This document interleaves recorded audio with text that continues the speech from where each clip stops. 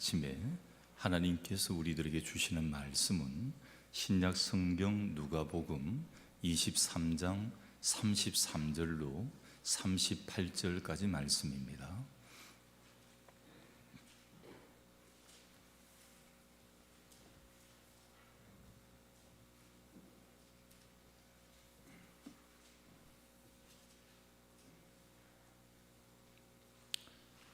해골이라는 곳에 이르러 거기서 예수를 십자가에 못 박고 두 행악자도 그렇게 하니 하나는 우편에 하나는 좌편에 있더라. 이에 예수께서 이르시되 아버지 저들을 사하여 주옵소서. 자기들이 하는 것을 알지 못함이니이다 하시더라. 그들이 그의 옷을 나눠 제비 뽑을새 백성은 서서 구경하는데 관리들은 비웃어 이르되 저가 남을 구원하였으니 만일 하나님이 택하신 자 그리스도이면 자신도 구원할지어다 하고 군인들도 희롱하면서 나와 신 포도주를 주며 이르되 내가 만일 유대인의 왕이면 내가 너를 구원하라 하더라. 그의 위에 이는 유대인의 왕이라 쓴 패가 있더라. 아멘. 말씀에 기도합니다. 하나님, 하나님의 귀한 말씀 받고자 합니다. 우리의 닫힌 심령문이 있으면 열어주시옵소서. 오늘도 하나님의 말씀을 들을 수 있는 귀를 열어주옵소서. 하나님을 볼 수 있는 영의 눈도 열어주옵소서. 아뢰올 수 있는 입술도 하나님 열어주옵소서. 오늘도 주시는 하나님의 귀한 말씀이 우리의 심령, 관절, 골수를 찔러 쪼개는 놀라운 능력의 말씀이게 인도하여 주옵소서. 오늘도 부족한 종 감추시고 하나님 직접 말씀하여 주시옵소서. 예수님 이름으로 기도드리옵나이다. 아멘. 사순절 네 번째 주일을 지나고 있습니다. 사순절의 절기는 아주 경건한 그런 절기로 지내야 됩니다. 애쉬 웬스데이, 제의 수요일을 시작을 해가지고 6주 동안 이 사순절은 쭉 이렇게 지나게 됩니다. 그래서 성금요일을 피크로 볼 수가 있습니다. 이 기간 동안 우리 주님께서 우리 죄를 대속하기 위해 십자가를 지시고 돌아가심을 기억을 하면서 이 기간 동안 제일 많이 하는 것은 기도하는 것입니다. 그리고 할 수만 있다면 금식하는 것입니다. 일을 하는데 어떻게 금식을 합니까? 지혜롭게 하는 거죠. 일을 하는데 지장이 없는 하루 종일 금식을 하는 게 아니라 한 끼 정도는 금식을 할 수가 있는 것이죠. 예를 들어 나는 아침을 조금 잘 안 먹어도 견딜 수 있다 그러면 밤 12시에서부터 다음날 12시까지 요 정도까지 안 먹는 것은 조금 참을 수가 있을 거예요. 나는 점심 좀 안 먹어도 괜찮다 그러면 일정 시간을 정해놓고 나는 저녁은 또 괜찮다 이렇게 해가지고 나는 하루에는 또 힘든데 한 일주일에 한두 끼 정도는 할 수 있다 이렇게 할 수 있잖아요. 이런 것도 있지만 또 내가 좋아하는 여러 가지 즐기는 일들도 한번 끊어보는 것입니다. 나는 낚시를 꼭 가야 되는데 이번 사순절 기간에는 낚시를 절제하겠다. 골프 좋아하시는 분들은 나도 골프 좋아하는데 골프 이번 사순절 기간에는 내가 좀 절제하겠다. 여러 가지 자기 나름대로 내가 즐기고 유의하는 것들이 있다면 그것들을 이렇게 좀 절제해 보는 것입니다. 그리고 이때는 세족식이라든지 봉사한다든지 구제하는 일 이런 데에 힘을 쓰고 오락이라든지 아니면 여러 가지 잔치 또 호화스러운 이런 생활들은 우리가 금하고 회개하면서 보내는 그런 경건한 절기가 바로 사순절 절기가 됩니다. 이번이 네 번째 주일이니까 다섯 번째, 여섯 번째 있고 부활주일까지 3주가 남았잖아요. 그래서 우리 이번 내일부터 사순절 특별 세일의 세일의 특별 새벽 기도회를 하게 됩니다. 원래 같으면 미리 제가 1년 계획이 되어 있고 예고가 되었으면 한 끼 금식을 한다 또 금식된 걸 가지고 우리가 어떤 기관을 도울 것입니다 이렇게 예고를 나갈 텐데 저도 2월 달에 부임을 해오고 지금 코로나 상황이라 1년 계획이 좀 무의미합니다. 그래서 한 2달, 3달 계획을 해가지고 변형해 나가면서 지금 올해는 이렇게 지내 나가고, 이제 내년이 되면 1년 계획을 가지고 갈 것인데, 하실 수 있으면 금식하면서 동참하면 참 좋습니다. 그리고 더 중요한 이 기간에는 나와 주님의 관계를 새롭게 하는 것입니다. 여기 십자가가 있습니다. 나와 주님의 십자가의 관계를 여지껏 아무 의미 없이 있었다면 이것을 새롭게 가지는 것입니다. 우리 주님 십자가에 못 박혀 죽으셨습니다. 사람은 보통 죽을 때 누워서 죽어요. 근데 우리 주님은 십자가에 꼿꼿이 매달리셔서 그렇게 죽으셨습니다. 연약한 육체를 입으시고 매우 지치고 피곤한 모습으로 십자가를 지고 가셨고 못 박혀 죽게 됩니다. 그 고통의 시간 속에서 십자가 위에서 7마디의 말씀을 하신 게 가상칠언이다, 이렇게 말을 합니다. 오늘 본문의 말씀은 그 가상칠언 가운데 첫 번째 말씀이 됩니다. 아버지여 저들을 용서하여 주옵소서. 먼저 첫 번째 죄 문제에 대해서 말씀을 하고 있습니다. 아버지여 저들의 죄를 사하여 주옵소서. 이 말 속에 있는 저들이 누구입니까? 이 저들은 바로 저와 여러분들입니다. 죄값은 사망이라고 했습니다. 죄는 인간을 망하게 하는 원인이 됩니다. 개인이 범죄를 하면 개인이 망하고, 가정이 범죄를 하면 가정이 망하게 됩니다. 제사장 가문이었지만 엘리의 그 집안은 아버지도 자녀를 잘 다스리지 못했고, 자녀도 제사장 가문인데 망나니 짓을 했습니다. 이 가정은 완전히 풍비박산이 나버렸습니다. 아버지도 죽고 또 자녀들도 죽어버리게 되었습니다. 무능한 아버지, 타락한 아들로 인해서 가정이 아주 다 부서지게 된 것입니다. 니느웨 사람들에게 요나가 외친 말이 무엇입니까? 너희 죄로 인해 너희가 무너지리라, 너희가 망하리라, 이렇게 선포를 합니다. 그 이유는 범죄한 나라는 존재할 수가 없기 때문입니다. 죄는 불행의 요인이 됩니다. 죄값은 사망이기 때문입니다. 이것을 알고 있는 사단은 우리들이 범죄하도록 유혹을 합니다. 죄는 두려움을 가져다 주고 평안함이 없습니다. 그래서 찰스 크래프트라고 하는 사람은 깊은 상처를 치유하시는 하나님이라고 하는 이 책에서 죄에 빠진 사람들의 전형적인 두려움을 이렇게 기록을 합니다. 거부당함, 어둠, 고독, 질병, 죽음에 대한 두려움 등으로 잘못된다 말씀을 합니다. 이 죄책감의 두려움이 평강을 빼앗았고 기쁨이 없습니다. 그럼 우리는 죄인이 아닙니까? 범죄한 일이 없습니까? 우리는 인간이 죄인이라는 것을 의심할 수 없습니다. 사실입니다. 우리 인간들의 마음을 보면 얼마나 더럽고 가정스럽습니까? 자, 나름대로 우리나라가 이제는 선진국 반열에 들었다라고 이야기를 합니다. 제가 국민학교 다닐 때는 항상 개발도상국 이야기를 들었어요.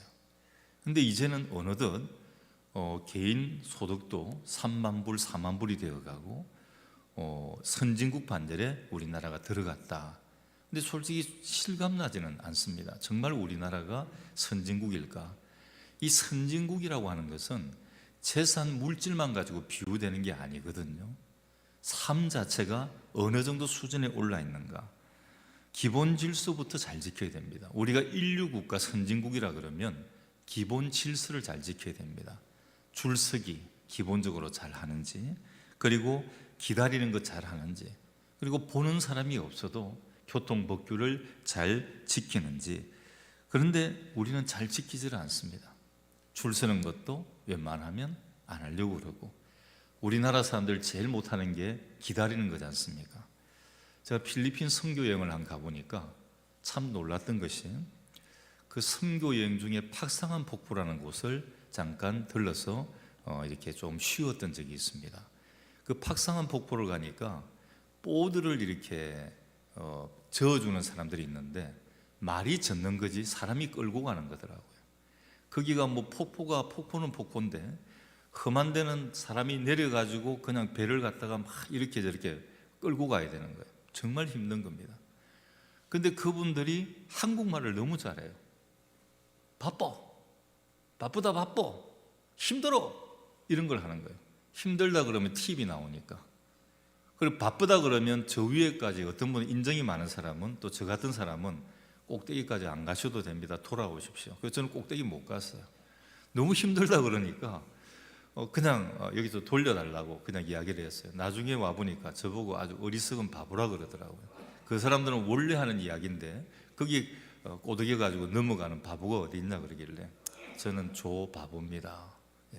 예전에 제 아명이 바구였어요. 바구. 바위를 우리 경상도 사투리로 바구라 그러거든요. 어릴 때 하도 비실비실 다 죽어 가니까 제 위에도 많이 죽었어요. 요놈도 죽을 것 같으니까 예전에 사람들은 뭐 바위에 이름을 판다 그래요. 그때는 뭐 부모님이 교회를 안 다녔었으니까. 그래서 이름이, 어릴 때 저를 만나는 분들은 바구야 바구야 이렇게 참 듣기 싫었습니다. 바위는 듣기 좋은데 바구는 또 바보 같아요, 그 이름 자체가. 그래서 왜 이 이름을 자꾸 붙였을까, 튼튼하라고 이렇게 했는데, 어쨌든 우리가 선진 국민이라 그러면 기본 질서를 잘 지켜야 됩니다. 그런데 지키지 않아요. 그런데도 조금만 자기한테 마음에 들지 않으면 얼굴색이 싹 변해버립니다. 예수를 믿는다면 믿을 수가 있어야 되죠. 그런데 믿을 만한 사람도 되어야 됩니다. 그럼에도 믿을 수가 없다는 거예요. 세상 사람들이 요즘 이야기를 합니다.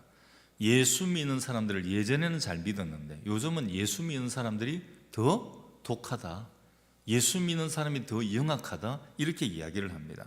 믿을 수가 없다는 것입니다. 서로가 서로를 신뢰하지 못합니다. 믿어 주어야 됩니다. 여러분, 우리가 성도라면 정말 나를 속이더라도 속아주는 자세도 필요합니다. 성도들은 조금 당하는 게 좋죠. 너무 막 표독해가지고 말을 해도 나는 절대 안 져, 나는 절대 누구에게도 안 져, 그건 성도로서 바람직한 모습이 아닙니다. 조금 하면 져줄 줄도 알아야 되고, 내가 힘이 없어 지는 게 아니라 하나님의 사랑 때문에 내가 지는 것이다. 여러분, 정치인들 믿을 수가 있습니까? 그래도 믿어 주어야 됩니다. 우리가 뽑진 않았지만 다수결로 해가지고 뽑혀진 정치인이라면 믿어주고 힘을 실어야 되는 것입니다. 남이 잘하면 비판하고 물고 늘어지는 그런 습관이 있습니다. 잘하는 일에 대해서는 칭찬을 하고 격려하고 세워주는 게 아니라 흠집을 내고 물어 뜯으려고 합니다. 여러분, 혹여 여러분들 마음에는 이런 마음이 없습니까? 우리 한국 사람들의 심정에 이런 말이 있잖아요. 사촌이 논을 사면 배가 아프다. 왜 배가 아픕니까? 사촌이 논을 사면 콩글레츄레이션, 축하해주고 정말 좋은 일이라고 이렇게 격려해줘야 되는데 왜 배가 아프죠? 우리 이것이 교회 안에도 들어와 있습니다. 어떤 한 사람이 열심히 일을 합니다.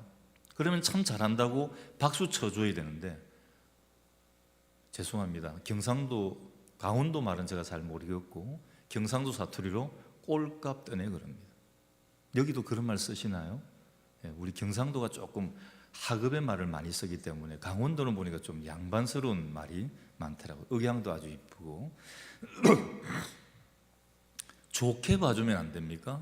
야, 저분이 와서 매일마다 기도해. 아이고, 저 봐, 또 어디 보이려고 그러지? 아니에요. 정말 참 기도하는 분들 보이면 나도 따라서 저렇게 좀 기도해야 되겠다. 열심히 충성하고 헌신하는 분들 보이면 헐뜯을 게 아니라, 까로 내려올 게 아니라 나도 저분들처럼 닮아가고 저렇게 좀 해봐야 되겠다, 이렇게 세워주고 이렇게 하는 게 우리에게 필요합니다. 그래서 우리의 약점 중에 하나가 또 조급한 것도 있습니다. 너무 급하다 보니까 실수가 많아요. 특히 말의 실수가 많습니다. 행동도 그렇습니다. 이런 것이 죄성이 있다는 증거가 되는 것입니다. 특히 우리 성도들은 언어 생활에 굉장히 조심하셔야 됩니다. 여러분, 하나님이 여러분들에게 귀한 은혜와 복을 주셨는데 무엇 가지고 쏟아버리냐면 입술로 쏟아버리는 경우가 굉장히 많습니다. 하고 싶은 말이 있어도 조금 절제해 보십시오. 특히 교회 공동체 안에 들어와서 교회 안에 있는 우리 성도들을 만나고 지체들을 만날 때는 조금 더 정제된 단어, 정제된 언어, 조금 한 번 더 생각하고 기다렸다 말하는 자세가 참 필요한 것입니다. 또 중요한 것은 주관이 없습니다. 인정에 의해서 움직입니다. 신앙은 하나님과 나와의 개인적인 관계가 먼저 서져야 됩니다. 여러분, 신앙은 공동체가 아니에요. 먼저 나하고 하나님과 만남이 없으면 신앙은 아무런 의미가 없습니다. 여러분, 하나님과의 만남에 스파크가 있었습니까? 성령의 체험이 있었습니까? 사도 바울이 바울 되기까지는 사울일 때 다메섹 도상에서 주님을 믿는 사람들 잡으러 가다가 주님을 만나는 스파크가 있었습니다. 그 이후로 이 사울은 바울이 되었습니다. 하나님을 너무 잘 섬기고 그 복음을 전도하는 자기의 평생을 바치는 이런 사람으로 변하게 되었습니다. 그런데 우리는 주관이 없습니다. 신앙의 주관도 없습니다. 인정에 의해서 움직이고 판단력이 흐려집니다. 그러다 보니 남의 것들이 좋아 보이고 유혹이 잘 넘어갑니다. 그래서 아담과 하와가 범죄했습니다. 문제는 죄를 두려워하지 않는다는 것입니다. 미국에는 캘리포니아 같은 곳이 사막이 많습니다. 사막인데 막 물을 끌어대 가지고 아주 좋은 이런 그게 되었습니다. 저도 미국에 갈 뻔했어요. 우리 제일 큰 처남이 나이가 굉장히 많은데 미국 LA에 살았었습니다. 지금은 이제 돌아가셨으니까. 그때 제가 결혼을 84년도에 하고 그 미국에 있는 처남이 이민 신청을 자기가 이렇게 해놓아 버렸어요. 제 아래 동서하고 이렇게. 근데 그게 한참 몇 년 지나가지고 뭐가 비자가 하나 날라왔어요. 어떤 분들은 그걸 돈으로 바꿀 수 없는 비자라 그래요. 영주권 비자입니다. 그 유학 비자도 아니고 일반 사람들이 돈을 주고도 살 수 없는 좋은 비자래요. 들어가서 한 1년, 2년만 살면 시민권이 나오는 그런 비자. 처남이 천막을 치고 가서 신청을 해놔가지고 이제 나온 거예요. 근데 저는 그때 이제 신학을 좀 준비하고 하는 그런 입장이었고, 그래서 들어갈 수 있는 입장이 못 되고, 또 그때는 부모님이 살아 계셨기 때문에 저는 또 혼자 자식이니까 미국에 들어갈 형편이 못 됐습니다. 그래서 우리 동서도 저도 그것을 갖다가 캔슬했는데, 그때 처남이 했던 유혹이 있습니다. 미국에 들어오면 특히 캘리포니아는 옷이 별로 필요 없다는 거예요. 항상 우리나라 같으면 봄, 가을 같은 이런 날씨라서 그냥 반팔을 입고 다녀도 되고 좀 멋부린다고 가죽 옷을 입어도 상관없다는 거예요. 굉장히 살기 좋다는 것입니다. 근데 거기가 일단 어떤 곳에 가면 사막지구거든요. 그 미국에 굉장히 많은 게 방울뱀입니다. 이 방울뱀은 꽁지에서 이렇게 방울 소리 나는 것을 해가지고 내 무서운 게 가니까 너희들 좀 피해가라, 이렇게도 이야기를 합니다. 근데 이 방울뱀이 다람쥐를 잡는 방법이 있어요. 다람쥐는 저 나무 꼭대기에 있기 때문에 뱀이 잡을 수가 없습니다. 근데 방울뱀이 유혹을 하는 겁니다. 방울을 딸랑딸랑딸랑 흔듭니다. 그러면 이 다람쥐가 호기심이 있어가지고 나무 위에서 밑으로 탁 내려다보는데, 그때 누구하고 방울뱀하고 눈이 쨍하고 마주칩니다. 그러면 그 방울뱀 눈이 무서워가지고 다람쥐가 깜짝 놀라 그 나무에서 퉁 떨어진다는 겁니다. 그러면 그때 방울뱀이 잡아먹는다는 것입니다. 소리의 유혹입니다. 이와 같이 오늘 우리가 범죄하는 이유 중에 하나가 사람의 유혹을 받기 때문입니다. 사람의 말을 듣다가 흥분하기도 하고 사람의 말을 듣다가 낙심을 하기도 합니다. 여러분, 교회 오시면 사람 보지 말고 사람 이야기 듣지 말고 하나님 꼭 만나시기 바랍니다. 오늘 여러분 곁에 계시는 하나님, 여러분과 함께 역사하시는 하나님, 그분을 꼭 만나셔야 됩니다. 주일날 교회 와서 그 하나님 만나지 못하고 돌아가면 여러분 이 한 시간이 너무나 아까운 시간이에요. 아니, 여기 있는 한 시간뿐만이 아니잖아요. 교회를 오기 위해서 준비하고 차를 타고 오고 했던 많은 시간들, 돌아가는 시간까지 너무나 아깝지 않습니까? 그래서 이 한 시간은 정말 집중해서 영적으로 하나님을 만나고 하나님 앞에 응답받아야 하는 것입니다. 이사야 선지자는 말씀을 합니다. 이사야 53장 6절에 우리는 다 양 같아서 그릇 행하여 각기 제 길로 갔거늘 여호와께서는 우리 무리의 죄악을 그에게 담당시키셨도다. 그릇 행하여 각기 제 길로 갔다. 범죄한 인간에게는 희망이 없습니다. 죽음밖에 없습니다. 죄값은 사망이기 때문입니다. 여러분, 죄를 범하고 잘 되는 그런 사람들 보셨습니까? 죄로 인해서 하나님께 버림을 받고 결과는 비참하게 됩니다. 그래서 세상에서 제일 무서운 것이 죄라는 것입니다. 그래서 범죄한 인간들을 향해 우리 주님이 아버지여 저들의 죄를 용서해 주옵소서 기도합니다. 우리 주님만이 죄를 사하실 수가 있습니다. 어떻게 해요? 십자가에 설리신 보혈로만 가능하기 때문입니다. 여러분, 요즘 좋은 떼수건 가지고도 안 돼요. 아무리 벗겨도 우리의 영적인 때는 죄의 때는 벗겨낼 수가 없습니다. 아무리 좋은 약품으로도 안 됩니다. 오직 예수님의 그 보혈의 피가 아니고는 안 되는 것입니다. 요즘은 이런 가정들이 좀 드물어요. 며느리가 시어머니를 모시고 삽니다. 이런 가정이 잘 없잖아요. 그래서 저희 세대가 끼인 세대라 그러더라고요. 시부모님들, 며느리들이 잘 생겼는데 이제 이 세대가 며느리를 보면 며느리는 시어머니를 안 섬기는 세대. 이게 상당히 손해가 많은 세대입니다.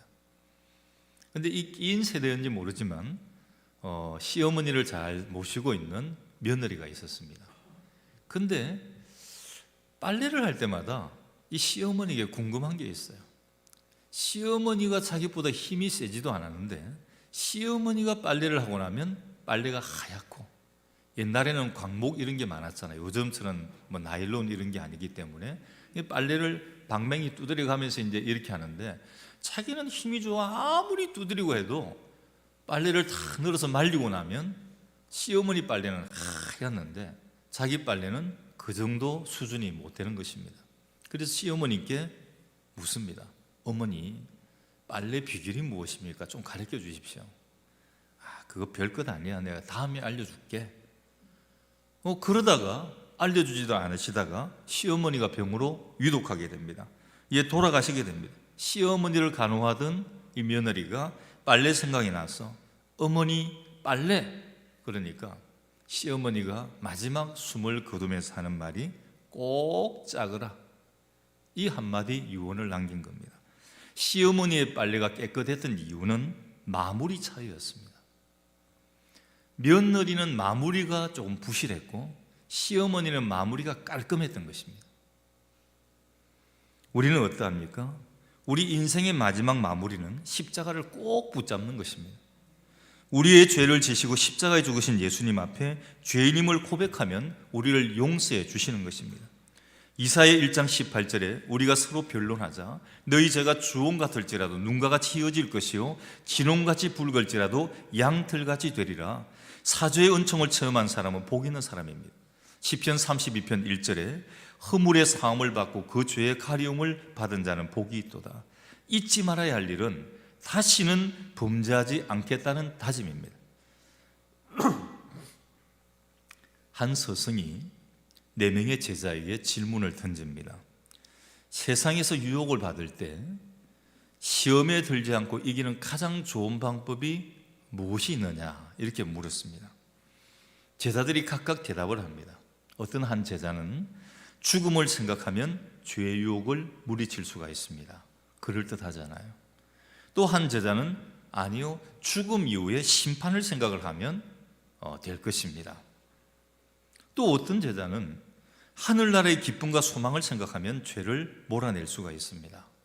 스승이 이 제자들의 이야기를 다 듣고 난 뒤에 이야기를 합니다. 그래, 너희들 대답 틀리지 않아. 다 오라. 그러나 더 좋은 방법이 있어. 죄 유혹이 올 때 예수님의 십자가 고난과 그 보혈의 피를 생각하는 것이야. 이것보다 죄를 물리치는데 더 강력한 무기는 없다. 여러분 생각해 보십시오. 내가 죄를 짓는 현장에 있는데 주님께서 나를 위해 이 십자가에 달리셔서 피를 다 쏟으셨다. 물 한 방울까지도 다 쏟으시며 나를 대신해서 죽으셨다는 것을 우리가 인지할 수만 있다면 죄를 범하지 않을 수 있을 것입니다. 죄를 범하는 그 직전까지 갔다가도 거기서 돌이킬 수가 있을 것입니다. 예수님의 십자가와 그 보혈이 우리의 죄를 사하여 주고 죄 유혹을 물리치게 합니다. 범죄한 우리를 향해서 오늘도 저들의 죄를 사하여 주옵소서라고 기도하시는 주님 앞에 죄를 고백하고 사함을 얻어 복 있는 성도들이 되시기를 주님의 이름으로 간절히 축원합니다. 두 번째는 이 말은 죄인들을 사랑하신다는 선언입니다. 저희들의 죄를 사하여 주옵소서. 여러분, 이 말은 대상이 누구입니까? 누구를 향하고 있습니까? 제자들을 향한 말씀입니까? 그건 아니잖아요. 지금 예수님을 십자가에 못 박고 조롱하고 멸시하고 채찍질했던 저들, 그 무리들을 향해서 하시는 말씀이에요. 자기에게 온갖 해코지를 다했던 그 사람들, 심지어 자기의 목숨을 앗으려고 하는 이 사람들을 향해서 하나님께 기도하는 말씀이 저들의 죄를 사하여 주옵소서. 여러분, 십자가형은 우리 인간이 겪는 최악의 고통입니다. 사형 가운데 가장 배려 있는 사형은 고통 없이 빨리 죽게 하는 게 가장 배려하는 것입니다. 근데 극악한 죄를 범한 사람들에게는, 반역죄라든지 이런 살인죄라든지 이런 죄를 범한 사람들은 옛날에는 굉장한 오랫동안 고통과 형벌을 통해서 죽게 만드는 것입니다. 그것이 인간이 고안해낸 그 방법 중에 최고의 고통의 죽음의 방법이 십자가형입니다. 십자가형은 빨리 죽지가 않아요. 일반 성인들 같으면 3일 동안 십자가에 달려 있어야 3일 동안 고통을 받고 죽는, 어떻게 보면 죽음보다 더한 고통이에요. 주님께서 십자가에 달리셨습니다. 근데 고통은 이것뿐만이 아닙니다. 여러분, 육체적인 고통은 그렇다 치더라도 더 힘든 것이 정신적인 고통입니다. 한 대 때리는 것보다 비웃고 조롱하고 비판하는 말을 들을 때 참 힘듭니다. 예수님께서 두 손바닥에 못을 박아 매달려 있기 때문에 살이 찢기고 피가 흐릅니다. 통증은 이루 말할 수가 없습니다. 가슴에서부터 이 팔에까지 이르는 이 근육들이 극도로 평창해가지고 호흡장애를 가져옵니다. 숨을 내쉴 수가 없습니다. 그래서 경련을 일으킵니다. 이런 고통을 조금이라도 들어보기 위해서 몸을 위로 치켜 올리려고 발을 이렇게 갖다 대기만 하면 팔에 박힌 못이 또 고통을 가져다 주는 것입니다. 지금 왜 예수님이 십자가에서 못 박혀 있습니까? 주님 때문이 아닙니다. 세상 사람들의 죄를 지시고 죽음의 순간을 맞이하는 것입니다. 그런데 너는 다른 사람들을 구한다고 했는데 왜 너 자신을 구할 수가 없느냐? 놀립니다. 너가 정말 하나님의 아들인가? 그 십자가에서 당장 내려와 보라, 조롱을 하는 것입니다. 그때 우리 주님은 그 조롱과 멸시와 천대에도 이렇게 기도합니다. 아버지, 저들의 죄를 사하여 주옵소서. 이것은 깊고 진한 사랑의 표현입니다. 여러분, 사랑이 무엇입니까? 이해하는 것, 존중하는 것, 다 맞는 말입니다. 근데 정말 사랑은 용서하는 것입니다. 자, 우리 성도들끼리 사랑한다고 이야기를 합니다. 근데 여러분, 정말 사랑하십니까? 사랑하면 용서하셔야 됩니다. 내가 저 사람과 엉그러진 거 용서하지 않고 사랑한다 말할 수 없습니다. 베드로가 부활하신 주님께서 디베라 바다에 찾아오셨을 때 조반을 준비하고 베드로 앞에 섭니다. 묻습니다. 너가 나를 사랑하느냐? 장담하기 좋아했던 베드로, 얼마든지 예, 제가 사랑합니다, 주님을 너무너무 사랑합니다 말할 수 있었던 베드로가 사랑이라는 단어를 한마디도 내뱉지를 못합니다. 그전에는 사랑한다고 수없이 내뱉었지만 그렇게 살아가지 못했던 자신을 이제 알았기 때문에 그 주님 앞에 서니까 감히 사랑이라는 단어를 말하지 못합니다. 주님께서 아십니다. 감히 사랑을 말하지 못하는 겁니다. 여러분, 저는 인사 같은 걸 잘 안 하지만 우리 교회 보통 예배 드리기 전 보면 자, 우리 서로 인사하십시다, 사랑합니다, 축복합니다, 이런 거 많이 하잖아요. 한번 해볼까요? 자, 사랑합니다, 축복합니다. 한번 해보십시오. 시작. 사랑합니다, 축복합니다, 사랑합니다, 축복합니다. 꼭 옆자리에 가면 하는 거예요. 앞에도 있고 뒤도 있는데. 이제 마지 못해 하는 겁니다. 자, 이렇게 사랑합니다 이야기를 했습니다. 근데 여러분 책임지셔야 돼요. 이제 사랑합니다 했으면 사랑은 이해하는 것, 존중하는 것, 이것은 가장 위에 있는 것이고요. 물 같으면 건수입니다. 정말 저 밑에 안반수로 올라오는 것은 용서입니다. 용서. 내가 사랑한다고 이야기를 했으면 이제 앞 사람에게도 옆 사람에게도 뒤 사람에게도 이야기를 했습니다. 그러면 진정으로 용서해야 된다는 것입니다. 주님은 저들을 용서하셨습니다. 지금 결혼하지 않은 미혼인 분들이 배우자를 선택을 한다면 어떤 분을 원하시겠습니까? 직업을 보는 분이 있어요. 학벌 보는 분이 있고 인물 보는 분들도 있습니다. 저는 좀 그 마지막 걸 좀 많이 봐요. 저는 우리 집의 식구들을 볼 때도 같은 값이면 조금 우리 집안에 좀 비슷한 인물이 좀 들어왔으면 하는 그런 바람이에요. 그 뜻대로는 잘 안 되더라고요. 가장 이상적인 배우자의 조건 중에 조사를 했더니 71%가 성격이라고 이야기를 했어요. 여러분 다르죠? 우리가 생각할 때는 야, 요즘은 맞벌이 시대니까 직장 좋은 이런 배우자 이렇게 생각을 하는데 그렇게 안 하는 거예요. 성격 좋은 사람. 지금 믿지 않는 사람들이 이혼을 많이 하는데 이혼하는 대부분의 이유가 성격 차이입니다. 돈 못 벌어서 이혼하는 경우는 잘 없어요. 이 사람이 못 벌면 이 사람이 벌면 되는 거죠. 근데 그게 아니라 성격이 너무 이상하면 살 수가 없는 거예요. 불안하고 너무나 힘든 거죠. 그래서 어떤 성격인가 조사를 해보았더니 너그럽고 원만한 성격이다 이렇게 이야기를 하는 거예요. 남의 잘못을 탓하지 않는 사람입니다. 이해하고 용서해 주는 사람이에요. 남편이 조금 이렇게 불편한 것을 하더라도 또 아내가 좀 이런 것을 하더라도 그것을 막 하나하나 따지고 들어가는 게 아니라 그냥 이해해 주고 용서해 주고 덮어주는 그런 사람을 원하는 것입니다. 그 사람을 너그럽게 받아들이고 불쌍하게 여기는 사람은 다른 사람들을 용서할 수가 있어요. 그래서 집에 보통 어른들이 새 사람이 들어올 때 제일 먼저 볼 게 그 집안을 보지 않습니까? 특히 며느리 볼 때는 그 집에 가서 어머니를 먼저 봐요. 그 집안의 성품이 어떻는지. 어머님이 어질면 그 집안의 따님들도 또 어진 성품들을 많이 가지기 때문에 그 집안이 어떤 성품을 가졌는가. 그래서 여러분 예전에는 결혼할 때 보면 이제 이렇게 선이 들어오고 서로 이렇게 이제 결혼할 지경에 이르게 되면 조용하게 그 마을에 갑니다. 마을에 가서 저 집안 사람이 어떻습니까? 제일 먼저 가면 마을에 점포, 구멍가게나 슈퍼 같은 데 가서 이야기 들어보면 제일 정보가 빨리 나옵니다. 아, 그 사람들요 물건 사가지고 와서 외상값 깔아놓고 절대 안 줘요. 벌써 이제 거기서 펑크가 나버립니다. 제 친구 목사가 거창에서 목회를 했습니다. 이 친구가 참 목회를 잘하는 친구예요. 목회에는 여러 가지가 있습니다. 근데 이 친구는 참 덕이 많아요. 제가 놀랬던 게 거창에서 고흥으로 갔어요. 전라도. 특이하죠? 경상도 사람이 전라남도까지 갈 이유가 없는데 이유가 있었어요. 그 교회에 누가 오셔서 집회를, 그 교회는 좀 작으니까 그 교회만에 여러 교회에 모인 집회를 했는데 집회하는 강사님이 장로님이셨는데 이 목사님을 대화를 해보니까 너무 좋은 거예요. 그래서 자기 고향 교회가 그 고흥에 있는데 거기서 목회자 인선을 한다 그러니까 그분들한테 이야기를 던진 거예요.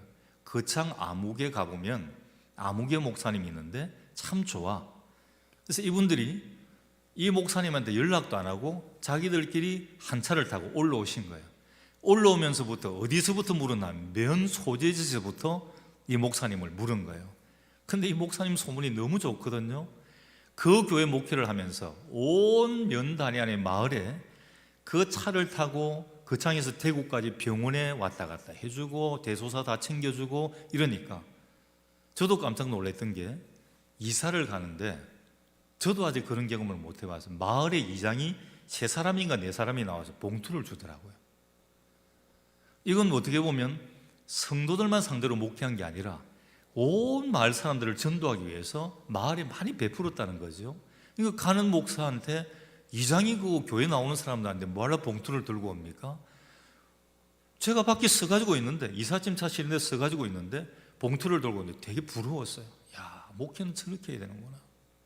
정말 목사가 이사를 가도 동네 사람들 모른 체 하는 게 아니라 동네 사람들이 와서 아쉬워하고 우리 목사님 가시면 안 되는데 교인들이 붙드는 게 아니라 동네 사람들이 와가지고 이장이 와가지고 목사님 가시면 이제 이 일을 누가 해요? 모욕봉사는 누가 하고 병원은 누가 다니고 다니고 집집마다 어떻게 이게 불편한 사람들 이렇게 확인하고 하는 건 누가 해요? 목사님이 다 하셨는데 아쉬워하는 거죠. 저는 그 친구 보면서 참 많이 부러움을 이렇게 느꼈습니다. 그래서 여러분, 우리가 교회 안에서도 이런 마음이 참 필요해요. 어떤 한 분을 우리가 대하다 보면 참 저분은 너그러워, 참 저분은 무슨 일을 해도 사랑해 주시지, 용서하지. 오늘 여러분들이 그 주인공이 되시기를 바랍니다. 저도 그렇게 되기를 원하고, 우리 모든 성도들도 제 친구 목사님들처럼 정말 교인들뿐만이 아니라 온 세상 사람들한테도, 야, 저분이 있어야 돼, 저분이 있으니까 되는 거야, 저분이 떠나면 안 돼, 이런 소리 듣는 여러분 되시기를 간절히 바랍니다. 한 살인범이 재판장에서 사형 선고를 받았습니다. 그런데 그의 형이 아주 명망이 높은 사람이었어요. 대통령하고도 아주 가깝고, 나라에 쉽게 말하면 옛날에는 개국 공신 정도쯤 되는 그런 많은 공을 세운 사람이었습니다. 동생이 죄를 범하고 사형장으로 끌려가게 된 게 너무나 마음이 아파서 고민하다 생각하다 대통령을 찾아갔습니다. 대통령님, 저에게 못난 동생이 하나가 있습니다. 이 동생이 어떤 죄를 지어가지고 사형 은도를 받았는데, 정말 제가 이 나라에 공로가 있고 정말 대통령님께 공로가 있다면 이 동생을 특별 사면해 주시면 안 되겠습니까? 정말 입에 떨어지지 않는 말인데 부탁을 드린 겁니다. 대통령이 고민을 합니다. 그런데 이분의 공로가 너무나 큰 거예요. 정말 한 번쯤 정도는 이런 사면을 해줄 수 있는 공이 충분한 사람이었어요. 그래서 특별 사면장을 떼어줍니다. 형이 그 사면장을 가지고 동생을 면회로 갔습니다. 야, 너 사면을 만일 받아서 여기서 풀려난다면 뭐 하고 싶니? 그러니까 이 동생이 독이 이만큼 올라가지고요, 1번 버킷리스트라 그러죠. 내가 나가기만 하면 버킷리스트 1번, 나한테 사형 은도한 판사 죽일 거야. 2번, 나에게 불리한 증언한 사람들 다 찾아서 죽일 거야. 형이 그 자리에서 고민을 합니다. 그리고 사면장을 찢어버립니다. 마음이 아팠습니다. 돌이킬 줄을 모르고 사면장은 가지고 왔지만 이 아이가 세상에 나오면 안 되는 거죠. 그래서 그대로 두고 갔습니다. 여러분, 우리는 어떻습니까? 꼭 같은 마음 아닌가요? 수없이 많은 죄와 허물로 죽을 수밖에 없다 그랬는데, 성경에 보면 이미 죽었던 죄인이라 그랬습니다. 여러분, 우리는 죽었습니다. 주님의 보혈로 다시 살아난 것입니다. 주님의 십자가에 흘리신 보혈로 용서함을 받았습니다. 사함받은 사람은 사함받은 자답게 살아야 됩니다. 우리는 죄인이었습니다. 사람들 중에는 자기가 죄인인 줄 모르는 죄인이 있습니다. 이런 이들은 십자가의 의미를 몰라요. 불쌍한 사람입니다. 죄인이 아니에요. 입술로는 죄인이라면서 실제로는 죄인으로 전혀 인정치 않습니다. 장례식을 집전을 하다 보면 딱한 일이 있는데, 젊은 분들의 장례입니다. 특히 젊은 어머니가 죽었을 때 어린 아이가 있어요. 이 아이가 어머니가 죽었는데도 잘 몰라요. 이 아이는 자기 배고프다고 울고요, 자기 장난감 없다고 막 투정을 부리고, 또 어떤 때는 친구들 오면 즐겁게 놀기도 합니다. 엄마 장례식인데. 근데 이 아이는 아직 엄마가 죽었는지 어떻게 했는지 전혀 모르고 있는 것입니다. 우리 중에도 주님의 십자가 의미를 모르는 성도들이 있습니다. 십자가 고난을 통해 죄인인 내가 사함받았다는 사실을 알면 나 같은 죄인 살리신 그 은혜에 놀라워 찬송하면서 눈물로 감격하게 될 것입니다. 그리고 죄인이라는 것을 아는 죄인이 있습니다. 늘 죄송스럽게 사는 사람들이에요. 그리고 또 한 가지는 죄인이라는 것을 알면서 그것은 내가 잘못한 게 아니야, 세상이 그런 거야, 환경이 그런 거야, 책임 전가하는 이런 사람들도 있습니다. 우리는 내가 죄인이었는데 우리 주님의 십자가 보혈로 사함받은 확신을 가지고 감사하면서 다른 사람들을 용서해야 합니다. 근데 용서하는 데는 몇 가지 원칙이 있어요. 1번, 조건이 없어야 됩니다. 근데 용서에 왜 그리 조건이 많습니까? 용서 자체가 좋은 것입니다. 영국의 웰링턴 장군이 그 수하의 구제불능 병사 한 명을 사형을 시키려고 했습니다.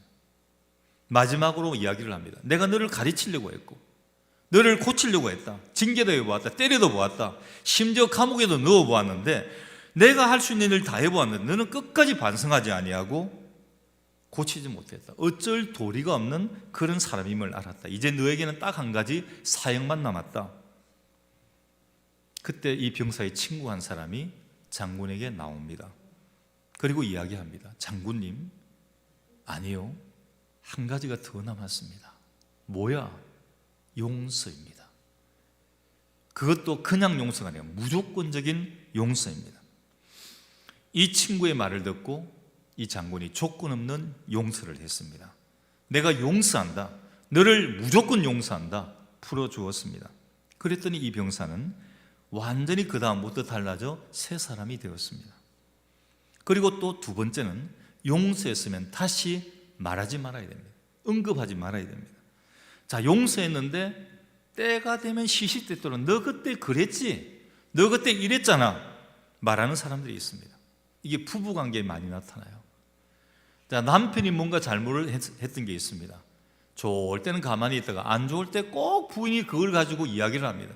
당신 그때 그랬잖아. 이러고 대판 더 싸움이 일어나는 겁니다. 차라리 그런 건 좋을 때 이야기하면 웃고 넘어가는데 안 좋을 때는요, 그게 이혼 도장 찍는 데까지 가게 되거든요. 지혜로운 부인들은 안 좋을 때는 입을 닫고 있습니다. 좋은 말은 못하더라도 나쁜 말은 안 나가야 되니까.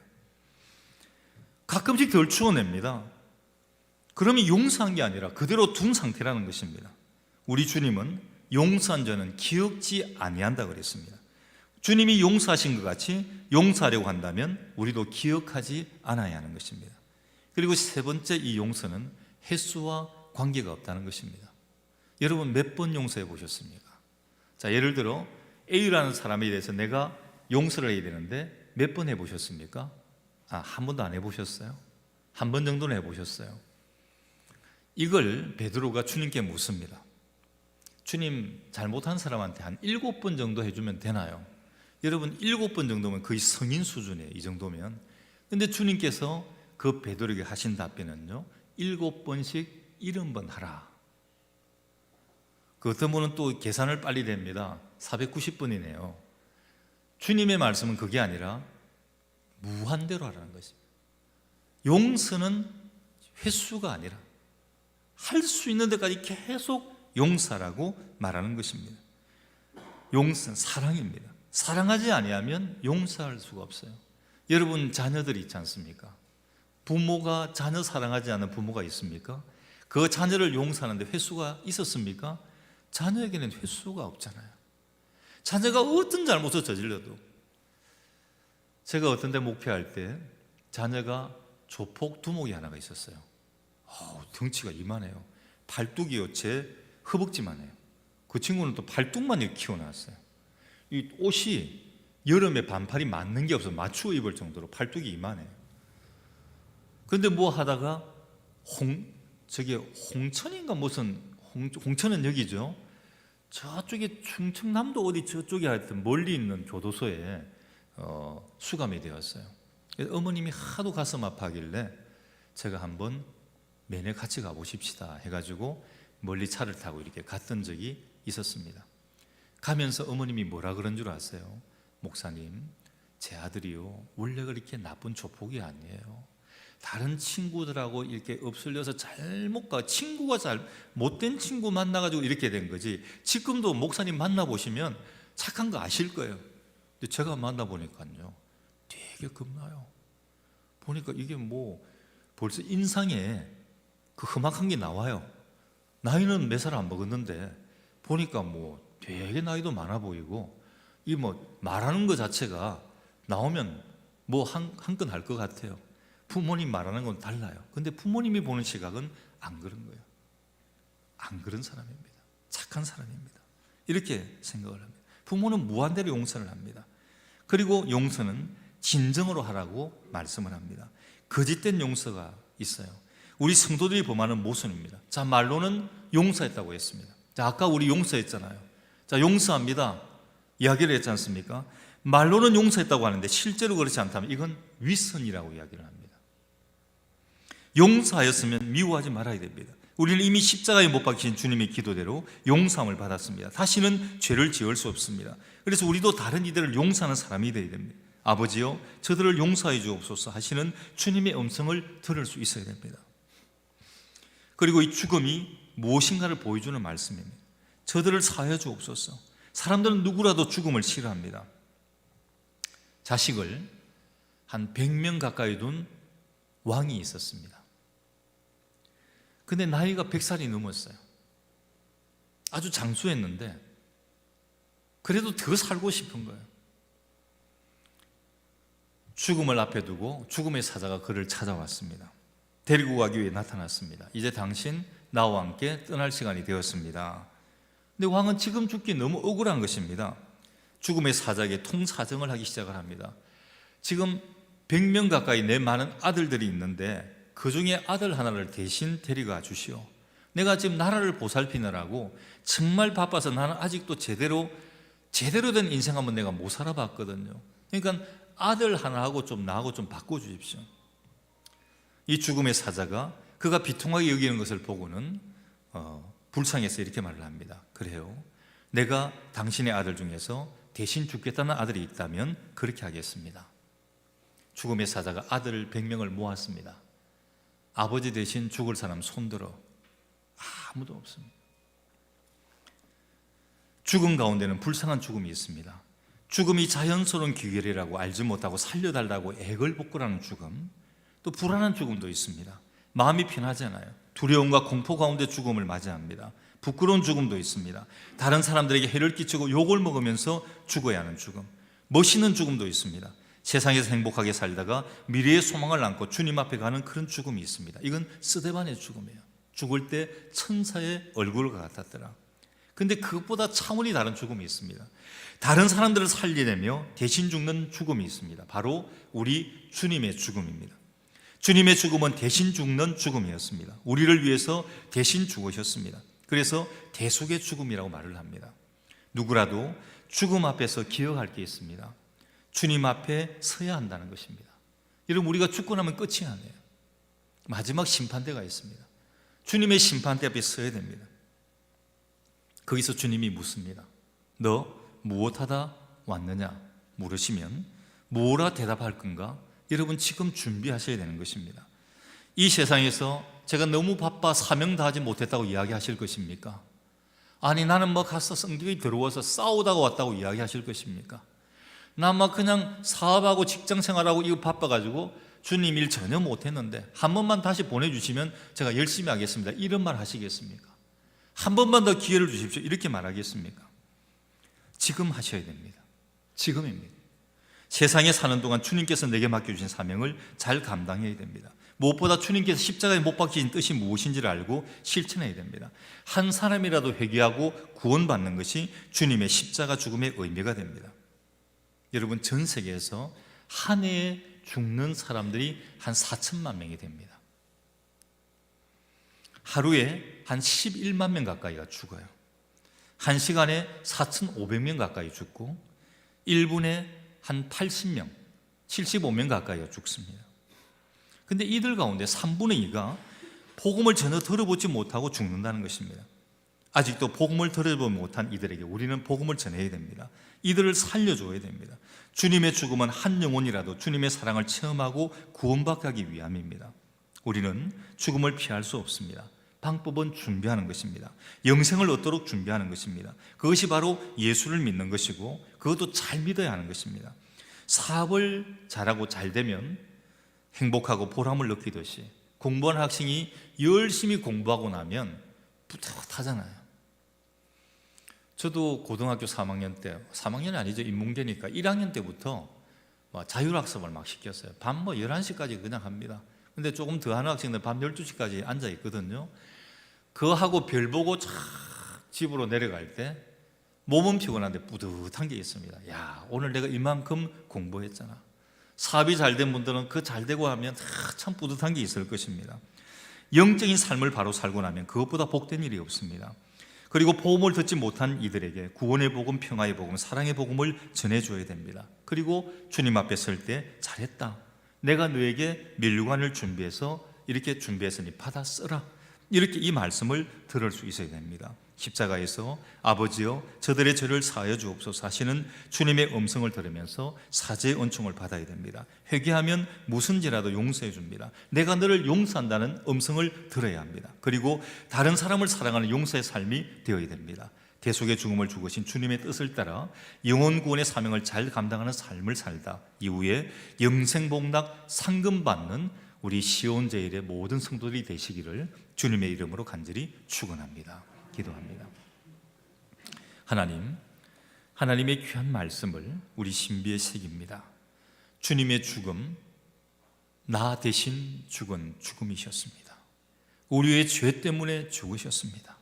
우리의 허물 때문에 죽으셨습니다. 그런데 우리는 이 사함받은 자로서 용서하는 삶을 살지 못하고 있습니다. 정죄합니다. 손가락질합니다. 먼저 이제 이 사순절 기간에 주님의 십자가의 의미를 되새기게 하시고 그 대속의 죽음이 누구 때문인지 무엇 때문인지 깨닫게 하여 주옵소서. 그래서 이제는 정말 완전히 무조건 용서하는 그런 삶을 살아가는 저희가 될 수 있도록 인도하여 주옵소서. 예수님 이름으로